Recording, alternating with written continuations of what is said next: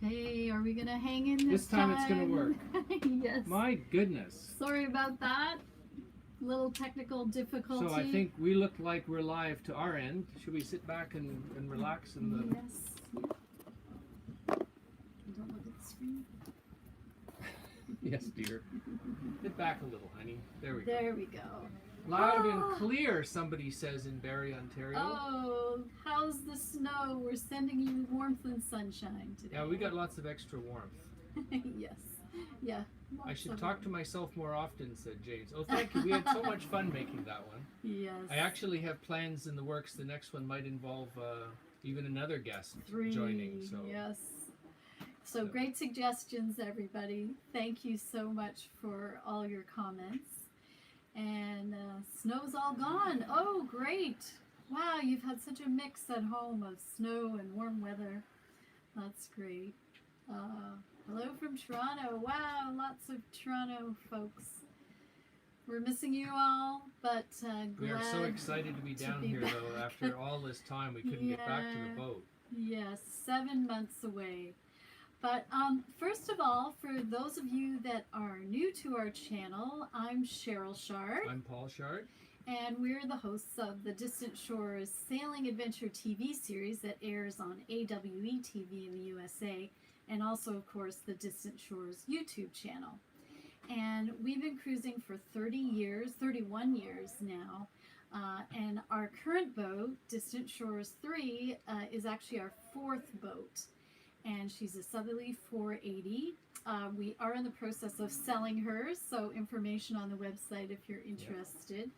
And we're going to be building a new expedition e-boat, all electric. With a lot more electrics. Maybe we'll see how much electrics we end up with, but we're doing our best to get as much electric as we can. Yeah. Starting on that project, and we'll talk a little bit about that today. Not too much, because we're still in early stages. But yes, and our main topic of discussion today is going to be the upgrade to lithium batteries that we're going to do on Distant Shores 3. As I said, we just got back to Panama after 7 months of lockdown. The boat was in the water. We'd only planned to be away for a week on a business trip to the UK when the borders closed, so we couldn't get back. And after we returned, the next day, Paul started checking the systems on the boat, and we discovered that we had 2 of our AGM batteries in our 48-volt bank were dead. So maybe you could tell them, that process. We just released a video today that we talked a little bit and showed you a little bit about that too. So I hope you get a chance to see that. Yeah. Yes, I'll describe that. Why don't I describe that now, what actually happened. The 48-volt bank is part of our Integrel system, which is a generator replacement technology. Generates a high amount of power off the front of the engine, so you don't need a separate generator motor itself. And then it puts all that power into a big 48-volt battery bank. Yes. So the problem was that the 48 is 4 batteries of 12 volts all in series, making a total of 48. And that those 4 batteries have to all keep working, and they got slightly out of balance somehow when we were away. It happened a long time. I guess everything was underway along a lot of storage time, and something must have been rainy days. The solar went down, so some other something happened. That's what we can't figure out. And there was probably power outages and things like that. All the staff here, Spanish is their first language, and our Spanish isn't that good. And so we haven't really been able to figure out through chatting with them, just if the power's off for a long time or just what. But we realized that if we had a monitoring system, we would have been able to, see what was going on and perhaps call someone in to try and do something for us about it. But so that's a big part of the project with the lithium battery upgrade is going to not only upgrade the batteries to lithium and have twice as much capacity, but we're also going to have a much better battery management system. Because battery management is totally essential for lithium batteries. Yes. And we say lithium, most cell phones are lithium, but they're a lithium ion battery. And this chemistry in the system we're looking at is lithium iron phosphate. Yes, So we that had is a different. question about that. Did they mention lithium yes. iron phosphate? No, they said what is the chemistry? Yeah, so the chemistry is lithium iron phosphate. So lithium ion is the normal kind in cell phones and computers where you're trying to get the absolute most energy in a small, tiny little space. Because you're going to put, in this phone, they have such a tiny amount of space for a great big battery. So if they did it with lithium iron phosphate, like the boat, this battery would be almost twice as big. And most people wouldn't put up with that. It would make a safer battery. Someone's saying, can we boost the audio? Maybe we need to sit a little closer. I'm sorry, we've had to switch over to our iPad. Hang on, thank you for that. Is that a little better? We can speak up too. First time doing it from the boat in Panama, so audio's fine. Okay, thanks, Silent Joy. Yeah. Great. Yeah, so that is the chemistry of the batteries that we've purchased. We've gone with MG Energy Systems. What is it? LFP batteries. That's lithium iron phosphate. That's what LFP stands for. It's the name of the chemistry. So LFP is a lithium, iron is Fe, and phosphate is PO. So some people call them life PO. Right. It looks like if you spell out lithium, LIFEPO, you get life PO. So that's the chemistry we're using. Those are generally regarded as being the safest kind of chemistry. It doesn't get the density that you get when you work on cell phone batteries, but you get the best density. For a boat, we don't mind if it's already going to be twice as efficient or 3 times as efficient as our lead batteries. Right. We don't need this ultimate cell phone kind of thing. Yes. And actually, one of the questions we had from a few people was, if we're selling the boat, why are we going to the expense of upgrading to lithium batteries? Well, we want to make it perfect. Yeah, and she's been a great boat, and she has a battery problem, and now is a great time to get to do the upgrade. So yes, yeah. So it's expensive, but someone's saying, do they have an internal BMS or external BMS? They actually have both. So a BMS is a battery management system, and it's essential with lead acid batteries. Most lead acid batteries is a great big tub full of lead and acid and separators between the plates. And you have to figure out what's in there. You can connect voltmeters, and there's a lot of cells, and you don't really know what's going on. With lithium, you have to know what's going on, and because of that, each battery has its own management system built in. Right. But then, because we're doing 2 of them, you also get a management system that talks to both of the batteries. Right. So you end up with essentially 2 management systems, both talking to each other, and then you talk to them with a monitor, so you can get a cell phone program. It'll run the Victron Connect program that we already have on here for our other Victron. So we've got the Victron Connect already talking to the solar. That's our solar panels. So they're already on the Victron system, and then when we get these batteries, they'll also show up on here, and we can look and see how all the batteries are doing. So yes, yeah. Answer the question. That's 2. MG Energy Systems in the Netherlands used to manufacture the batteries for Victron. Victron has now moved their manufacturing to China.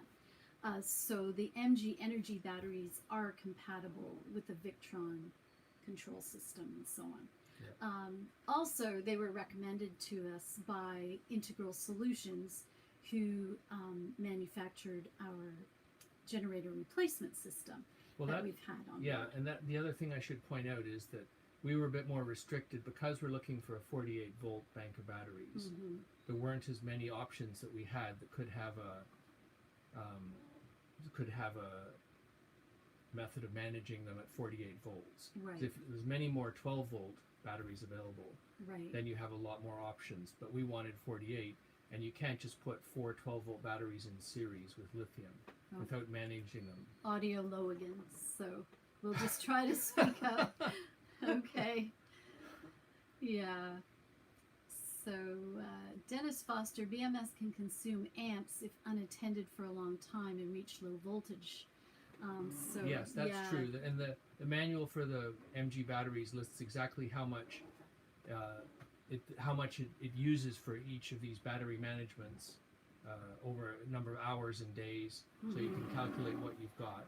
And then there's always low voltage shutoffs, and the whole thing will just shut down at that point. But since we can manage it and see it from afar, the idea is we're going to be able to deal with something if we're a long way away, something's gone wrong. We can call someone and say, listen, go and plug the boat in, or go and switch on a switch, or something like that. So. Yeah. So. Okay. Yeah, so we've also had questions about sort of our charging routine and setup in general. So, solar, Oh, I see. Yes. How does that all top up, and how do we normally manage our power? Yeah. Could you pass me my phone? I'll just use that. All right. There's your phone. Thank you. Okay.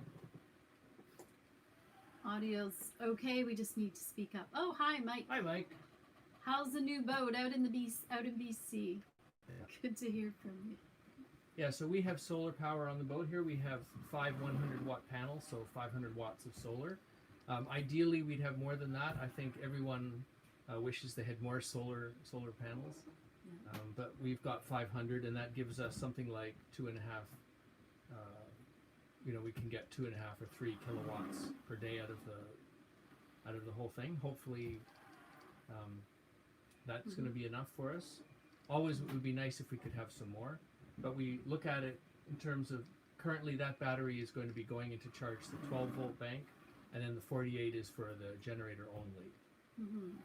So right, and someone's saying, why 48 volts? The 48 volts, yes, that is part of the reason of making the Integrel system work. So the Integrel Generator Replacement System is a system of putting a generator basically on the front of your engine, and it generates up to 7 or 8, even 9 kilowatts of power, which would be quite a large generator, and it's just doing it in spare power that your engine has when the engine's running anyway. So it's amazing how much it tops up just motoring and maneuvering in harbor. Just getting out of harbor, you're already knocking in a couple of kilowatts of power. And it's got a smart controller on it, so it uses, takes the power at efficient times, and isn't straining the engine. So very clever. Nigel Calder was involved in the development of this with Integrel, and it was a very fun project. We were a beta test for it, and we've been upgrading, and it's a very good system. Very nice not to have a generator to But maintain. kind of wouldn't say it's a flaw with it, but a component of it is that it has to have a place to store all. It can only do power at 48 volts, because it's kind of the trick, is that if you want to get enough power out of a small frame alternator that you can put on the front of the engine, it's going to have to be at a higher voltage than a 12 volt or 24 volt. You won't get enough power out of it. Right. So it has to be at 48. So that's why we have a 48 volt bank, and then that becomes your main power. Main power that you've got is this big bulk of 48 volt power, and then that is trickled down to use to charge like a generator would charge your batteries, or run an inverter at 220 volts in our case. Right. And someone's asking, is the inverter charger separate, or is it integrated? Yeah, the inverter charger is a separate piece. The generator just generates at 48, puts it into the big Integrel bank. We did a video on Integrel, so I think you could go and check one of those. I think it's linked on that recent video we put up. Yes, and also if you go to the Integrel Solutions homepage, they have our video on the homepage too, as well as some by Nigel Calder, who, if you don't know, Nigel is a marine electronics expert. He's super guru. He's super guru. He's been around for ages, and it was very fun to work with him.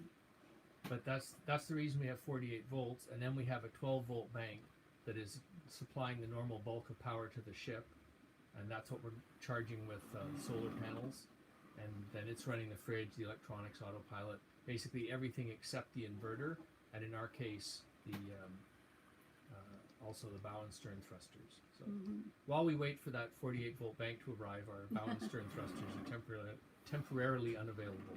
Yes. So we were a bit disappointed that we couldn't just get up and go, but we've been away from the boat for so long. It's just great to be on board and on the water, and we're getting all kinds of video, filming and editing done, and just getting the boat back in shape and trying to plan. Yeah. So. As if anyone can plan very much these days. It's Yeah. kind of difficult. Oh gosh.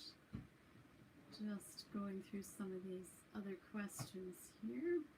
Yeah, so the thing is the battery balancing, it's really crucial for a system, and that was part of the way we chose this new bank of batteries. We wanted to be absolutely sure that lithium batteries have to be totally safe. There can't be any risk. If they have some kind of a problem, you got to disconnect them. If the batteries get too low, they can cause permanent damage under, I don't remember if it's 10 or 15% or something like that. So you've got to make sure that they're balanced, and that's what we were wanting to be sure we had the best software and the safest chemistry before we added lithium. And that was the main reason we didn't do it when we first got the boat. Right. The batteries were still being developed. There was only really the Mastervolt batteries that we would have considered and would have been great, except that they didn't make a 48 volt bank of those. They only made 12 and 24. Right. So I would have bought Mastervolt if we could have, and we got the boat at the beginning. But that wasn't an option. So. Right, right. And it was just the timing, but now, you know, lithium is so well established for boats, and especially working with Integrel Solutions, they've been doing a lot of testing on batteries and, you know, advised us which batteries were best to upgrade to.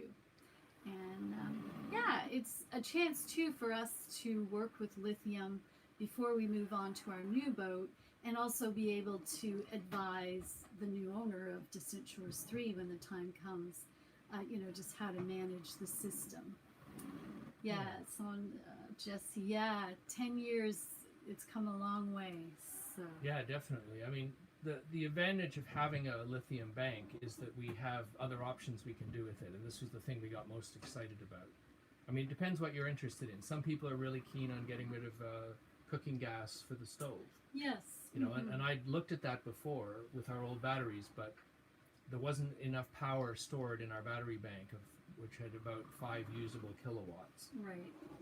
And to run an induction stove off of a battery bank would just not have worked.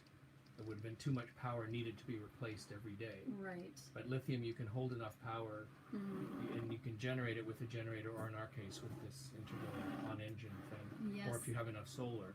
But storing it is going to be difficult. Now you can. So. Yes, yeah.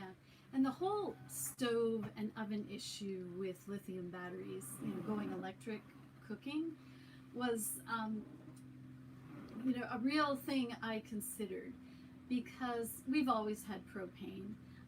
The safety system has been, you know, tried and tested for years, but yes, there is always potential danger, and you do have to find fuel, which can sometimes be an adventure in the various countries. In some places. But the thing is, we can carry, I think we carry nearly 3 months of propane for us, which is just 2 of our decent sized jugs. Right. For us, that lasts us almost 3 months, certainly 2.5. Yeah. So we can easily carry so much, but we never worry about finding it again. We just, Well, like, we've run out of one that's can true. now, but we're not in a big hurry. We should get it sorted, but if we can't get it next week, we can get it the week after. Right, and we have backups. Yeah. So this is true, and I do like the organic feel of cooking little on a flame. You real like the little flame. I flame. do. And I also love my GNSS oven and stove. We have the Oven Chef 3 burner. It's built in the UK. It's designed by Gillian Kimberly, who is a chef and a sailor. It's fantastic. And so I thought, oh, I don't want to lose that stove. But Gillian and Ralph, who manage the company, have developed a new electric GNSS stove. So yeah, it's the first induction stove, induction cooker I've ever seen for boats. I haven't talked to anyone who's owned one yet, but it looks just like ours, except it's got an induction top, but the whole rest of it basically looks the same as our stove. Beautifully built. Yeah. I think it would probably be the best option if you wanted to go all electric, and we are considering it for the new boat, just because nowadays we could carry enough power. My best estimates are we might use 2 kilowatts to 3 kilowatts max, a day. Mind you, if you wanted to bake a huge fancy roast every day, you might end up finding you're using 4 or 5 kilowatts.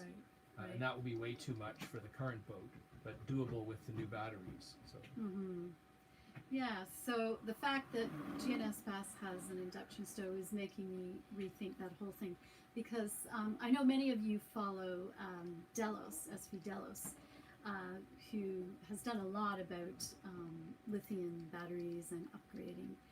And they were talking about how, you can't have more than one burner on high. And so I felt that that was a limitation. But again, GNS-Pass has addressed that with power boosters and all kinds of new things I'm learning about. I'm not an expert at this yet. But there are things to consider with the balancing of your power. With lithium, you can do so many things, but you still have to keep an eye on the power drain of the activities that you're doing. Yes, I want to do a bit more of that on the next thing, talking about budgeting and look at the budget for the power you're really going to use and where, because with electric, the battery is just like a tank. It's not a source of power. It's a storage system for power. So you still need a source of it. And we're going to get a certain amount out of solar when we're here in the tropics, but we'd get less if we went back up north to Norway. We might get some wind up there, so we might consider wind generation. Now, of course, we are zipping through the water when we're on ocean crossings, so then we could have a water generator to generate power that way. So crossings should be okay with a hydro generator for more electric power. But you're going to have, if you want to make a completely electric boat, you're going to need power, to perhaps run the dinghy outboard, power to do the stove, as well as all the other things we do, like running the fridge and freezer and computers and the normal stuff you do on a normal boat. So I think we'd have to really do a budget, especially if you wanted to try the holy grail of all electric and not have a diesel engine powering the boat. Then you've got to somehow drive the boat propellers and recharge, not just run them, because you can have a Tesla and you can go roaring around for 4 hours and then, or a 6-hour drive, and then park the car and charge up again. But we would need to get the power to charge it up again. So I think it'd be a really fun thing to look into, the all electric boat. Throw comments down if that's something that, because I know some people have tried it and are trying it and are looking at it in the future, and I'd really like to see about if just what sort of feasibility there is for all electric, what sort of cruising styles it would work for, and how we could come close to that, or could you come close to that? Yes, and some people are sending comments with their setups and plans for what they're doing. Silent Yachts is one. Someone's pointing out Silent Yachts. That is one of the manufacturers, and I think they have probably one of the most pure methods, but still allows you to go sort of anywhere you want, is by using a generator as a backup range extender once you run out of your battery. So you get a decent sized battery bank, and you can motor the boat in and out of places, and then recharge when you're sailing. But when you run out, you'd still need, you're still going to run out of power, so then a generator tops up the batteries. Somebody said all electric's not possible, and we agree that at this time it's not, and that we would have backup, but we are working to make it, as much electric as possible. And, there are boats now that primarily do coastal cruising that are all electric, but then, of course, they can go back to their marina at night and plug in. So our design for the new boat is going to be with long-distance cruising in mind, where you're in remote places, you're doing long passages, and sometimes you want that engine power to get you in before a storm hits. And a couple people are mentioning sailing Uma, and of course, we know Dan and Kika, and they are pioneering with that. For sure. Mainly because they had a rusted old hulk of a motor which they threw out, so they thought, go all electric. And they've basically learned to sail where they just sail everywhere. So they're prepared for the fact that if they, if there's no wind, they just don't go anywhere. And most people sort of cruise a different way and say, we have an auxiliary, it's called an sailing auxiliary sailboat, which has an auxiliary motor to push you along if you need to. Hello from Saudi Arabia. So And Darcy De Silva in Toronto. Hi.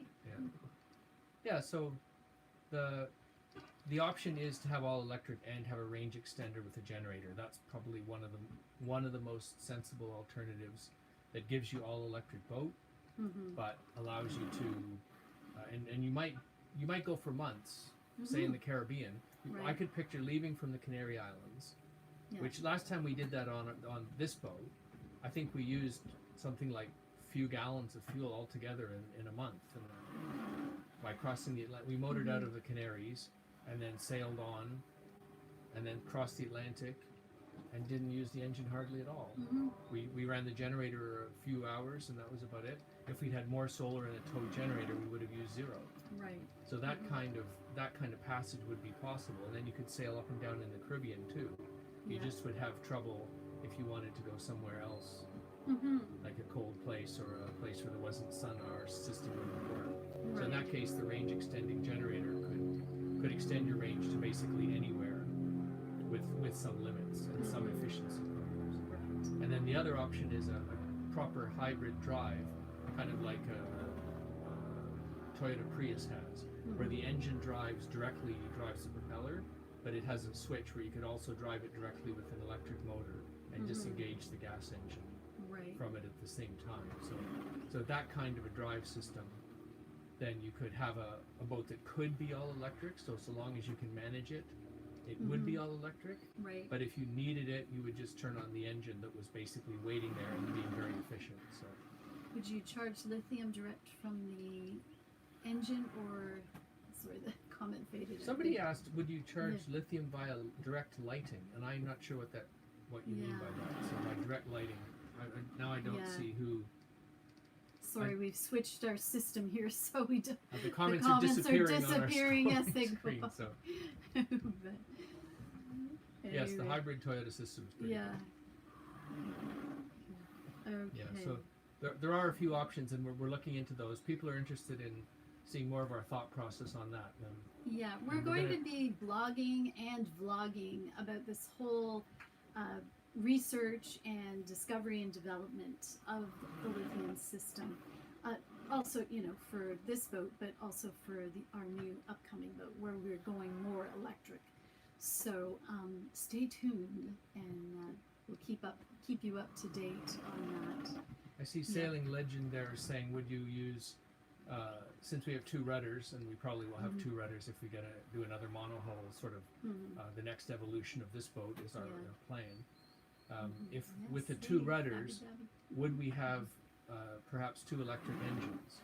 And that's a very reasonable answer, because one of the things about this boat is having one engine, it sort of fires the prop wash goes between the two rudders, so you have more difficulty maneuvering in closed spaces. Whereas if you had two engines, one prop in front of each rudder, you'd have phenomenal maneuverability, wouldn't need bow thrusters. And in terms of looking straight at a company like Ocean Volt, which I've been looking at Ocean Volt as well, with their sort of solution, you probably would end up with perhaps two engines or two small electric motors, one in front of each rudder. And the boat would have phenomenal maneuverability. It'd also be a backup in case one of the electric motors went bad. And you could even divide the battery bank in half in case the battery bank went bad. You could lose half the battery bank instead of the whole thing. So that's an Ocean Volt option. So we're kind of sketching out some of these different ways of configuring to get what we would be able to use, and to see how it would impact on our cruising strategies. Like, would we still be able to go up north, say, because next time we go up to Norway, I want to go further north, get right up to Lofoten or up to Svalbard, or further way north. And then you lose solar power. Can you do those kind of trips? Could you still make them in an electric, with a more electric boat? So. Yeah.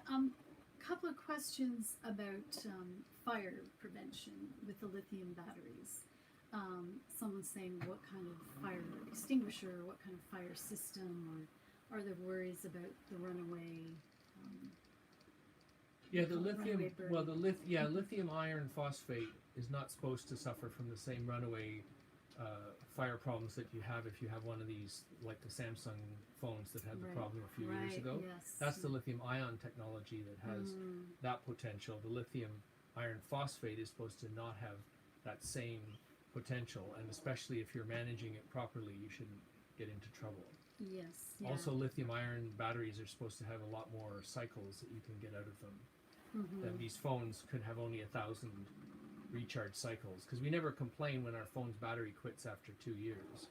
You just buy a new phone, because the new one has more cameras and all that stuff. Yes. Yeah. Whereas with the boat, we can't have batteries failing every 2 years. So, you know, Yes. they're heavy. They move Yeah. these things in and out. Someone's asking, have we chosen a new builder for the boat? Are we going with Discovery still?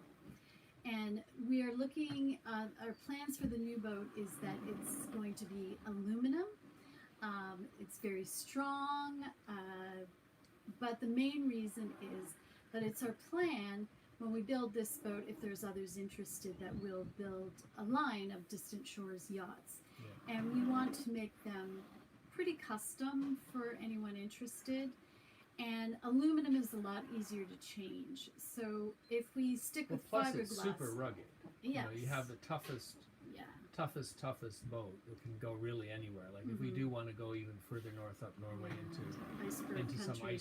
ice areas, then you have to be a bit more careful with the fiberglass boat. Right. And an aluminum boat would allow you to just really expedition to go anywhere. So there's number one, the ability to build just one of them. That would be Yes. just that one boat we want, and So you can good do for that in one-off. aluminum. Yeah. And then also to go just absolutely anywhere. So Right. it seems like a building method that would work. We've been talking to a couple of aluminum boat builders, including KM Yachts. So I think that would be an option. We've looked at some of the other existing aluminum ones, like the Garcia. I see Sean there mentioned, and Allures and what's the one in Treguier?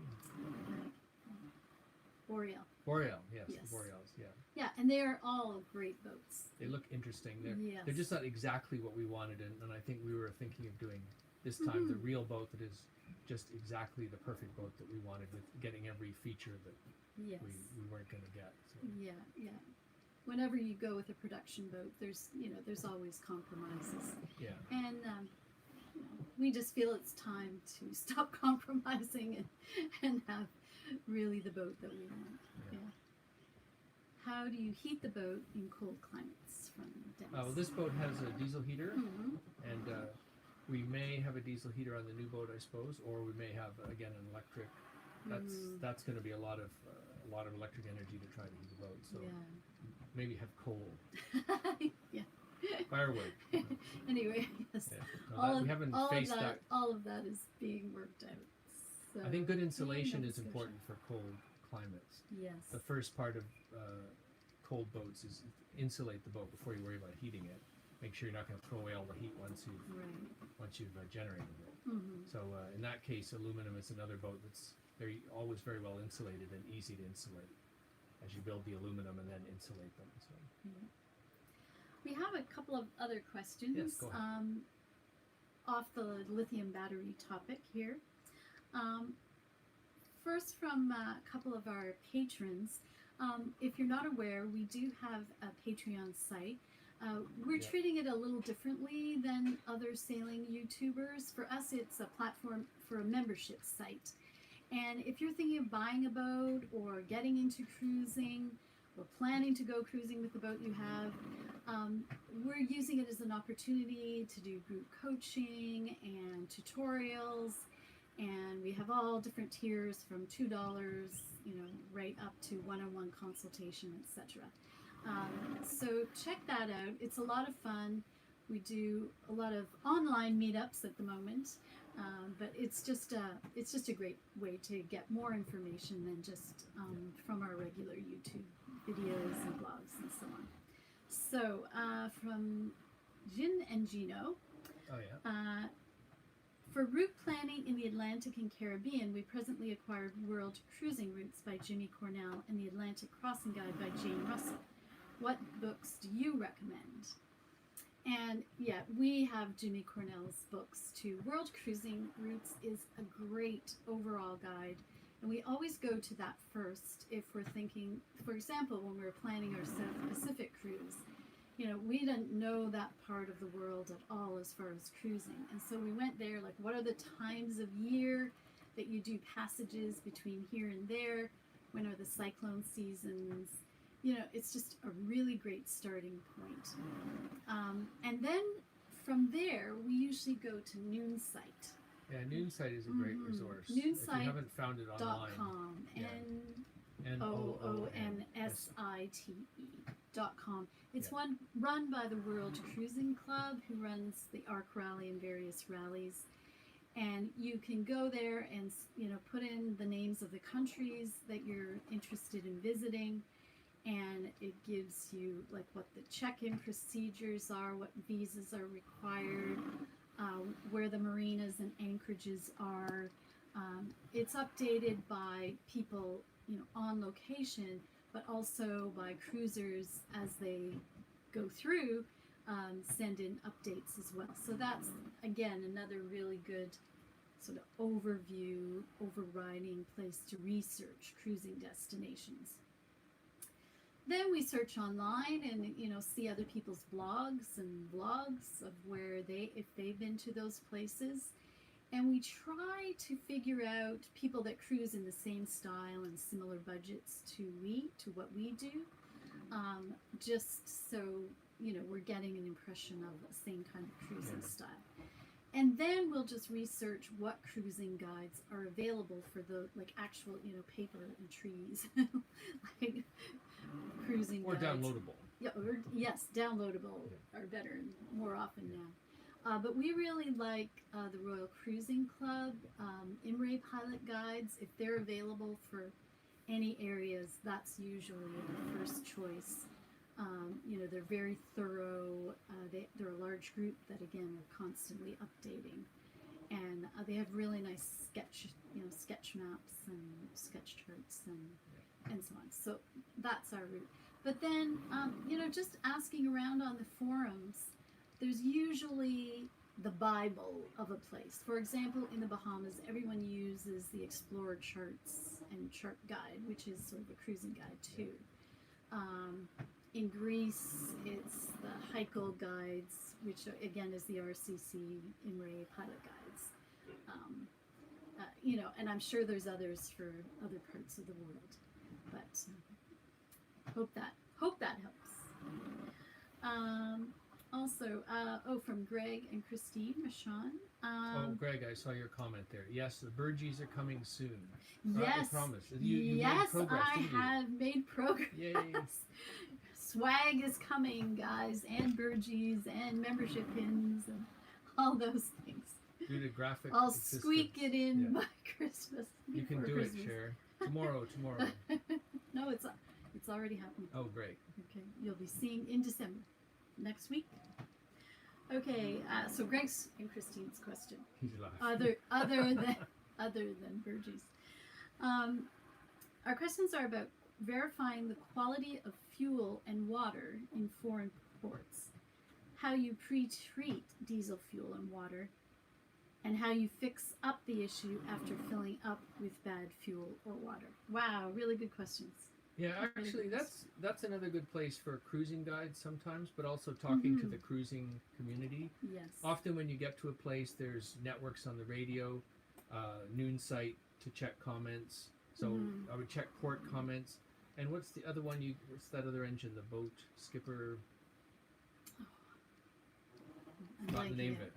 Yeah. Online social community. People put in comments about ports. Oh gosh. So people will put in comments about fuel if there's bad fuel. Oh, another really great resource that I've been using more is the Facebook groups for, like, for example, there's a Panama Cruisers. Active Captain. Thank you, HB. Thanks, HB. Yeah, there's Facebook groups. So, like, there's a Panama Cruisers Facebook group. There's a Grenada Cruisers Facebook group. There's a Bahamas Cruisers Facebook group, which is like the Georgetown is a longer name. But anyway, if you search on those, and it's so great because you can, of course, search on all the posts or just go on and say, we just arrived. You know, where's the best, cheapest place to get fuel, or you know, whatever you need information. What's the best grocery store? You know, what should we pay for taxis to go here? There. It's just such a great resource. And there's always people who are veterans of a cruising place. Like, people find a place and they love it and they cruise there, and they are the experts on everything. And for example, the Panama Cruisers Facebook guide group put together a guide of like all the suggestions and recommendations of carpenters and stainless steel and canvas people, and you know, all those kinds of things. So Facebook groups, cruisers groups. I find I'm using more and more in our, you know, and you meet people too. Oh, they're down the dock. Oh, you know. So. Yeah, but so back to fuel and water. If you had a bad fuel experience, which we've had, I think really just once, where we actually took bad fuel. Other times we've had what's actually one of the more common problems if you research bad fuel. It turns out that you buy good fuel, and then you put it in your tank, and then into your tank leaks a little bit of water, and that water becomes the interface. Then the diesel bug can grow in that interface, and then suddenly you have slime in your fuel tank. So it's actually not that you collected bad fuel. Right. It's that you let water sneak in. The most common reason for that is the little seal, the little O-ring on the filling cap. Right. Yeah. So those, you need to check them and probably throw them out at least every 2 years, perhaps even every year, and especially if they've got scratched or something. So we had one that wasn't sealing properly, water got in. Right. So I think we chased that problem around for a while. And then if you do get bad fuel, sometimes you have to just give it away. Sometimes, like the powerboat next to us here in the marina recently had to dump all their fuel out. And what they did was they brought down an enormous, they had an enormous contractor brought an enormous tub. Looked like at least 1,000 liters, maybe 2,000 liters. It was huge. We're surrounded by big sport fishing charter boats here. So they manhandled this heavy container into the back, and then they used a transfer pump to pump all the fuel into that, and filtered it on the way in. And then they went and cleaned out the tank. At that point, the tank was empty. Right. They cleaned the tank out, totally disinfected it all, wiped it all down, got everything out of it, filtered the fuel one more time, and put the fuel back in the tank again.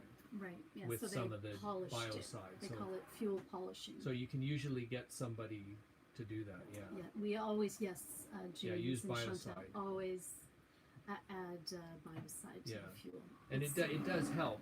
But I mean, you can have clean fuel for years and no problems without biocide. But you got to be sure there's no water in the tank. Yeah. It's the water that allows it to do Installing a fuel polisher could also mitigate from jump. Yes, that's true. Yeah.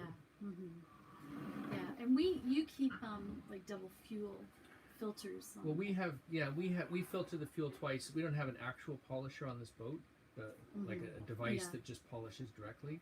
On the other hand, when you use fuel out of a tank, you're polishing it anyway, because most all diesel engines take fuel out of the engine, then they run it out of the tank, they run it to the engine system, they don't use it all, and then the unused fuel is dumped back in the tank. Right. So all fuel in all tanks is constantly being sort of cycled. Right. And so if you've got a very fine filter, like we have a 2-micron filter in the system, so that acts as functionally is acting like a polisher to clean it. Not the same process, but and then we have 2 tanks, so we can dump the fuel from one into the other. So I can sort of fill up one tank using that method. Right. Yeah. Was there any other questions? Well, about water too. Water. We should deal with water because I have a couple of other water questions. Oh. Yes. You could answer those, can you? Well, about yes, I can. Oh. But about checking water. Okay, for water, we always ask around in the places that we've got. That we arrive in, you know, do you trust the drinking water? Is the city water good? Is the water out of the marina good? You know, talk to other cruisers. For a while, we carried around a filter that we added to our hose when we were filling the water from the tank or from the tap at the marina. But we found we just didn't use it regularly enough, and all our experience was positive. So we have a filter in the galley, and so we felt that was good enough. But before, like if we're very first time in a marina, before we fill the water, we put it in a clear glass and we just look at it. Like you can tell by looking, is there a lot of stuff in it? Does it look clear? Like smelling it's like wine tasting, isn't it? we get to be like that with water too. Yeah, you do get to be more of a connoisseur. Yeah. Because we try it in different places. And yeah. some islands, they're desalinating water, and sometimes desalinated water, if it's not desalinated properly, tastes a bit salty. Yes. And you get that salt taste, and you think, oh, that's not very good. Like here, the water's quite delicious. Yeah. It is So I just run the tap, run it for a few minutes to make sure that nothing that's been sitting in the hose. Right. Because water that sits in the hose absorbs a plasticky taste from our own hoses, not from the city system. Right. But the flexible hose that we leave on deck in the sun might have got all heated up even in just 20 minutes. Yeah. The whole thing will be really hot and absorb some taste. So I spray that out, then spray some in my hand, give a little bit of taste delicious, put in the tank. Yes, yeah. And sometimes also if you talk to the marina management or the dock master and say, can we use this water for drinking? So, yes. yeah. And we do carry bottled water as well. It's like part of our emergency if we had to abandon ship. But sometimes we have guests on board that just feel safer drinking bottled water. So, we do have that. Some people are more sensitive to water too. They can to tell the difference. taste So of it. if We they have can a taste it- desalinator. We have a little Wonder. It doesn't produce a lot of water, but we can run it off our solar power. So Yeah. that was the reason we went with that, and it gives us a lot of freedom. We're quite happy drinking the desalinated water, but some people find it's quite flat tasting. Yeah. And we've heard from cruising friends that you can buy like mineral tablets that kind of go into the desalinated water to give it a nicer taste. We haven't investigated that Yeah, yet. and you have that total dissolved solids meter that Eric gave right. us. So, Yes, yeah. we have not been using that. I should go and test that, see what it says about this water here. Well, you were just looking at it. I was, yeah. yes. I'm going to do that. That's a good idea. Yeah. We'll test water this afternoon. Yes. And Thanks, Eric. my other water questions were, do we use fresh water in the heads, in the toilets on board the boat? Oh, yes. And we have, our system allows us to switch from fresh water to salt water. Right now, we're running it on fresh water. The water in the harbor does not smell that good, so we don't want that running through the toilets and smelling up the boat. Well, also it stops sorry, we were going to say the scaling. The scaling and Yeah. calcium buildup. However, when we're out cruising and in clear, fresh seawater, we use the salt water because we would just be running the watermaker, our little watermaker, all the time, just to run the toilets. That'd be a sad waste. Yes. 3 hours of running running the water maker just to flush the toilets all day. Yeah. I think a bigger water maker would be good, and again, with a bigger electric system on the new boat, or even with this boat now, we might install a bigger water maker on the next time. So. Yeah. And one more water thing. Oh, one more. How do we do laundry on the boat? This has changed over the years for us. Our first boat was very basic, and we just, would soak things in a soapy bucket of soapy water, and wring it out and rinse it. Just do everything by hand. I mean, when you're on the boat, you're just wearing like shorts and t-shirts and bathing suits. So if you're in the tropics. In the tropics. And we did use laundromats a lot. So Yes. traveling down the Intracoastal Waterway, it's easy access to laundromats, and they're cheap and quick and easy. Yeah, This and you marina can has take a great little laundry room. Yeah, and you can take a few bags in and do them all at one time. On our Southerly 42 and our 49, I did have a little washing machine. It was great. It would spin dry, so it was almost Spun. dry. Yeah, it would spin dry. They call that? Okay. Yeah, and then you had to hang things out, because from our research we found that the washing machines that were also dryers didn't really dry that well. Plus, they took a lot of power, so people weren't using them. Throw a comment in if you guys Yeah, have any experience. good Because we experience. haven't, I don't have one, and we've never used one, except my parents' condo has one. Right, And again, it can wash like a great big load of laundry, but it can only dry about a third of that. right. So Right. I think that's the kind of word we've Yeah. heard from people who have the washer Yeah, dryers. and most people are happy to just hang they do the laundry on their boat when it's a nice dry day, and you hang it out and it dries and you put it away. But the thing for us is if it's a nice dry sunny day, we're out filming. Like, we don't want to be hanging around the boat waiting for our laundry to dry. So on this boat, I opted not to get a washing machine because honestly we really weren't using it that much for that reason. And we found it was way easier for us to just keep filling the laundry baskets, and then when we get to a laundromat we would do 4 loads at once. Or in many countries in the world, there are laundry services that are quite affordable, and it helps support the local economy. Well, that's how I justify it anyway. No, it's yeah. I mean, I'd rather have you doing some work on video editing Right. than pinning laundry out on the line, and then bringing it in again as soon as the rain shower comes over the Yeah, and then taking it back out again as soon as the rain shower goes away again. Yeah, And then you we're- take it into the laundry service and they bring it around, and it's all folded. it's in a much smaller bag because they folded it so Yeah. nicely. Yeah, So I mean, we did that in Georgetown, we did it in Greece, we did it in yeah, Spain, we did it in the Caribbean, lots of islands in the Caribbean, right. and they do a great job. And Yep. No, what the it was heck, super. so- And the final question was, when you do laundry by hand, do you use salt water to conserve your fresh water supply? And no, we never use salt water to wash clothes Yeah. because salt holds and absorbs moisture.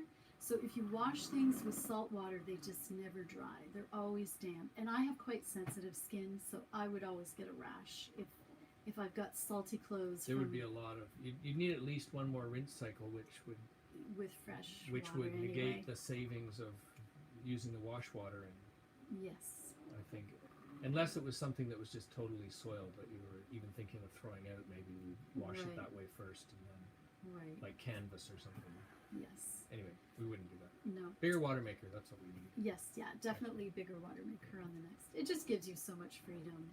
I mean, we cruised with 2-step for 18 years with no water years maker. with no water maker. I mean, you can do it. You just plan around it. Yeah. But anyway, another question, and this is from Sandra Wenwick, and we didn't get to your question last month, Sandra. I'm sorry. So we'd like to do it this month. So I hope you're here. Yeah. To answer the question. Well, she can watch the replay if That's she's true. not here. And that Sandra lives in Georgian Bay in Ontario, Canada, not far from where we are.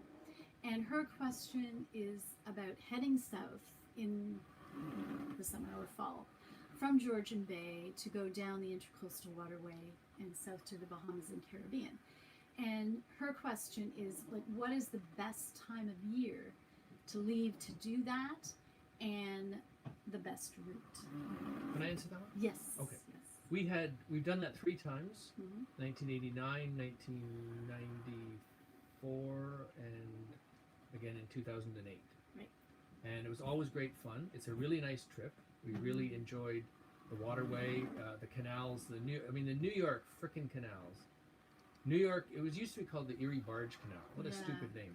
It is a great, great scenic and beautiful place. And I guess That's Anyway, the historic. it's a historic name, but I think it doesn't make it. I didn't think it was Yeah. going to be so beautiful and fun as it was. It was really really is. great. Yeah. That's a fun trip. We've done that both, I guess, leaving on around the middle of September, the end of September, and the end of August. Yeah, And you now may- we were based on Lake Ontario. So we crossed Yes. from Port Credit Yacht Club, our home yacht club, over to Oswego, and then through the Oswego Canal to join up with the main Erie Canal. You can do that in 3 or 4 days if you quick, and but don't be quick. Why not stop and Yeah, smell the it's roses such a and see the great- place? So spend a week. You might plan a whole week on that trip. Mhm. And a lot of people who've done it wish they'd spent longer on it. Right. It's fun. It's historic. Some of the canal stuff was built in the 1820s. Mhm. It's like going through a museum. A lot of it is really And the cool. lock tenders are so proud of keeping this historic machinery going, and Yeah. they'll give you tours and show you around, and they have a gardening competition, so all the gardens and all the locks Yeah. are beautiful. It's really, really a great trip. Now, if Sandra's coming from Georgian Bay, she would probably come down through Welland Canal. They can do that. And then right along the. Yeah, it depends Buffalo. where in Georgian Bay. That's a bit of a detour in a way. I mean, or it's also a long way, but you can do the Trent system past our Right. place. So, Yeah, and so that's the a canal beautiful that route. connects Georgian Bay to Lake Ontario, it's smaller than the Erie Canal though, so you can't have more than a 5-foot draft if you're going to do that. Right. And you couldn't have a big catamaran either. Yes. Whereas the Erie Canal is quite large and you're not restricted Yeah. except mast height. Yeah. The Welland Canal. Yeah. No, I was So- going to say the Erie once you get into Oh, the once Erie. you get into it. Sorry. Yeah. Yes, you're right. Yeah. So anyway, it's a great trip. It's a lot of fun. The main timing goal, you notice all ours were end of the summer. Mhm. The main goal is to not be heading down into the hurricane belt. Right. But there's no reason not to leave early in the year. Some so- people leave in the summertime. You can leave in the spring and go Mhm. down the St. Lawrence through Yeah. the, the Brador, see the Brador Yeah. Lakes and go Right. down the Atlantic provinces of Canada if they weren't in quarantine. Right. Or you can, This is for next year. Yeah. or you can go the Erie early and then spend more time in the Chesapeake and New Mhm. York and even go up to Maine before you head south. But you don't want to go south of the Chesapeake until after the boat show time in October to avoid hurricanes. So Right. And yes, we did the Dismal Swamp. That was oh, really cool. yes. Yeah, and basically, people heading south through the ICW, etc., like us, seem to plan it so that they arrive in Annapolis in time for the Annapolis Sailboat Show. And that is usually around it's our Canadian Thanksgiving weekend, What's that which is called? October. Columbus Day, right? Columbus Day in the U.S. And by the way, happy Thanksgiving weekend to all our American Yes, friends. happy Thanksgiving. Our Thanksgiving in Canada comes earlier because our harvest is earlier. Yeah, nothing so, to be thankful for now. It's like 16 centimeters of snow already. yeah, we're so- thankful we're not there. Yeah. Yeah, but so it's usually around the 12th of October, and I remember that because that's our wedding anniversary. So we're always in Annapolis or try to be for the boat show. And one year, actually it was our first year, wasn't it? We missed it. We got held up with weather, and we Yeah. didn't get there until after the sailboat show was over. But at that time, the powerboat show came the weekend after. Yet a lot of the vendors were the same vendors, and they had all this sailing gear in their vans that they didn't want to take home. So when we said we were sailors, they were like, "Oh, we'll give you a deal." So I think now the powerboat show comes the Does it? weekend Oh, before. so you can't do that. Anyway, that's another story. You shouldn't miss Annapolis anyway because it's so great. Yes. And the Chesapeake Bay is so great. Yes. So if you did want to leave, maybe we're getting too off topic on down the ICW. Yes, yeah, It's a but great we love the cruise. trip. Love the trip. Great cruise. Yeah.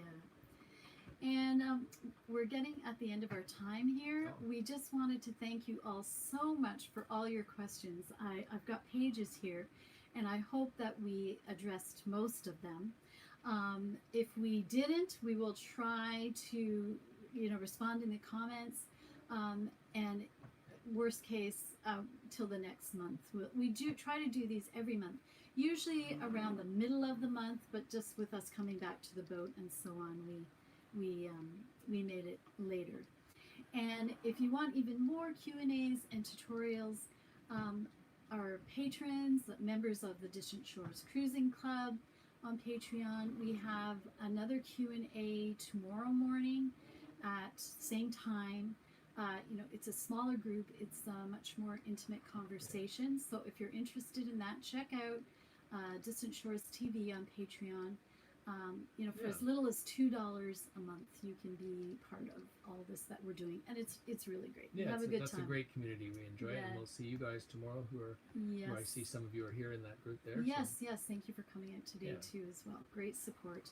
And check out the new video that we just posted today about our battery woes. Yeah. And also I did a whole segment on my galley and boat storage systems, how I keep inventory that people seem to be enjoying. And we just show you around Panama. We're on the Amador Causeway, which is within sight of Panama City, but we're little islands way offshore, and it's just a treat to be Yeah, here. It is. Yeah. So have a great weekend, everyone. Thank you so much for giving Yes, of your thank you very time much. to It's be great with us. to be here with Great to everybody. have you aboard here on Distant Shores 3 in Panama. and we'll be showing you lots more of our activities. Someone's asking where to next. Once our batteries are installed, our plan is to go back through the Panama Canal to the Caribbean, because it is now cyclone season in the South Pacific. And also a lot of the countries there are still locked down. And so at least we'll get to sail for the winter, maybe go to some new places in the Bahamas that we haven't taken you to before. But anyway, as we all know, that's the plan today. Who knows what's tomorrow. Take care. Thank you, everybody. Yeah, thanks, and everybody. appreciate all your comments. Yeah. Goodbye. Bye, Have guys. a great weekend.